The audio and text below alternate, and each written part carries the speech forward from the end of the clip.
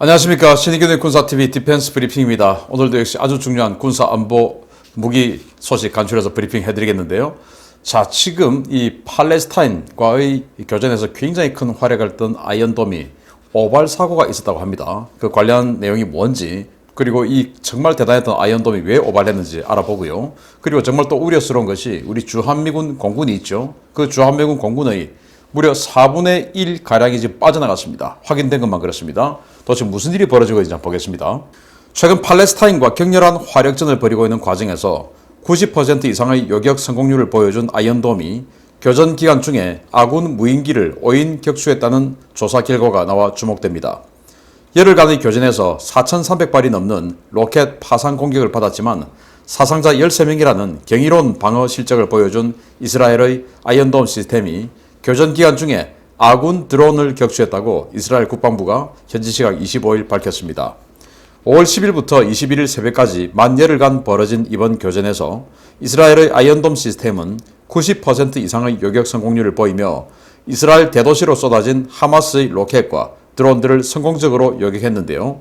이 과정에서 5월 17일 야간에 이스라엘군의 소형 감시용 드론을 5인 격추했다는 것이 이스라엘군의 설명입니다. 아이언돔에 5인 격추된 이스라엘군 드론은 엘빗 시스템스에서 납품한 소형 감시용 드론 스카이락1인데요. 우리나라도 소량 사용 중인 이 드론은 7.5kg의 초경량 동체에 다양한 감시 장비를 싣고 3시간 채공할 수 있는 사람이 던져서 발진하는, 즉 사람 팔뚝만한 크기의 드론입니다. 해당 드론을 5인 격추한 부대 측에서는 전술 데이터링크의 오류로 해당 드론을 하마스의 드론으로 오인하고 요격했다고 밝힌 것으로 알려졌는데요. 단순 오류로 발생한 해프닝에서 끝날 수도 있는 일이지만 이스라엘군은 복잡하고 치열한 전장에서 발생한 아군에 대한 오인 사격을 중대 결함으로 보고 원인을 파헤쳐 문제를 반드시 해결하겠다는 입장을 보이고 있습니다. 이스라엘군은 피하 식별 시스템의 보완과 아이언돔 교전 소프트웨어 점검을 통해 이번에 식별된 오류를 잡아낼 것이고 기술적으로도 크게 어렵지 않을 것으로 보고 있는데요. 하늘에 다량의 로켓과 드론, 파편들이 뒤섞인 상태에서도 팔뚝만한 표적을 식별해 격추시킨 아이언돔의 능력도 대단하지만 이러한 작은 오류조차 지나치지 않고 해결해 나가는 이스라엘군의 태도를 보면 이들이 왜 이렇게 강한 군대가 되었는지 알만하다는 평가가 나오고 있습니다. 아이언돔 정말 대단한 전과를 보였죠. 4,300발이 열흘 동안 쏟아졌는데 그거 다 요격하고 13명의 사상자만 냈다. 그 13명도 정말 숨어있다가 당한 게 아니고 구경하러 나왔다가 당한 사람이 많다라는 거 아니겠습니까? 그 정도로 이렇게 요격 성공률이 뛰어난데 타미르 미사일 한 발에 한 6천만 원 정도 해요. 그 6천만 원짜리 쏴가지고 이제 로켓 요격하고 하는데 정말 말도 안 되는 주장을 하는 사람은 그렇게 해서 로켓 한 500만 원짜리, 1000만 원짜리 그거를 6천만 원짜리로 맞추면 그게 타산이 맞냐? 적자 아니냐? 전쟁해서 우리 민간인 생명 또 군인 생명을 지키는데 적자 흑자가 있습니까? 적자 흑자 따지려면 전쟁 안 해야죠. 그냥 항복하고 말아야죠.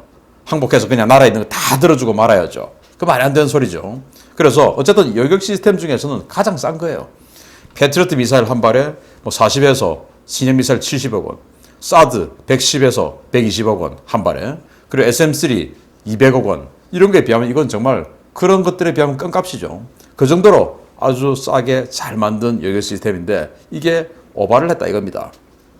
그런데 우리나라에서도 여러분들 아마 리모아이란 우리나라의 대대급 소형 무인기 들어보셨을 테요. 이렇게 던져서 나중에 이제 회수하고 하는 건데 그 리모아이의 원형이 바로 이 스카이락1입니다. 이 스카이락1을 소형 도입해가지고 그 이제 기술 분석해서 우리 리모아이를 만드는데 이제 바탕을 삼았다고 하는데 그 리모아이 작지 않습니까? 그거하고 흡사한 거죠. 그걸 이제 날아다니고 있는 것을 이 하마스의 드론인 줄 알고 그냥 격파했다 이거죠. 그런데 리모아이만한 이런 작은 덩치의 무인기를 발견해내는 아주 정밀한 이 레이더도 정말 대단하고, 그리고 그렇게 해서 그럴 수 있지 4,300발 요격하는 와중에 우리 거 하나 격추했는데 그 정도는 미국도 하는 일이야 라고 할 수 있지만 아니야. 왜 이렇게 피하 식별 장치가 오류가 났고 그걸 왜 우리는 아이언돔 레이더는 판단해내지 못했는지 이거 반드시 분석해야 돼 라고 하고 분석 작업에 들어가는 이 이스라엘군, 이게 바로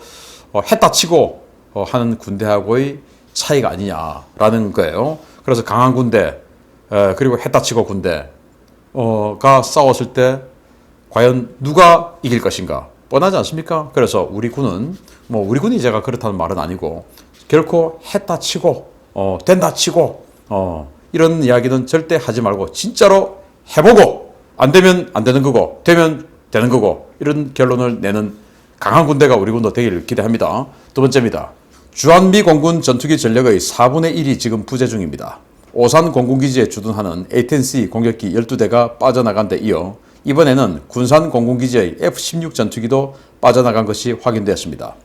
주한미군 훈련 여건 보장은 바이든 행정부 출범 이후 더 거세진 미국의 요구사항 중 하나였는데요.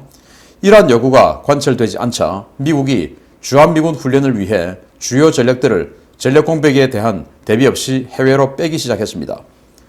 이번 주 초부터 일본 도쿄 인근 요코타 공군기지에서는 오산 공군기지에 주둔하는 제51 전투비행단 예하 25 전투비행대 소속의 A-10C 공격기의 절반인 12대가 동시에 전개된 것이 확인되었고 여기에 대해서 군산기지 전력도 해외로 빠져나간 것이 확인되었습니다.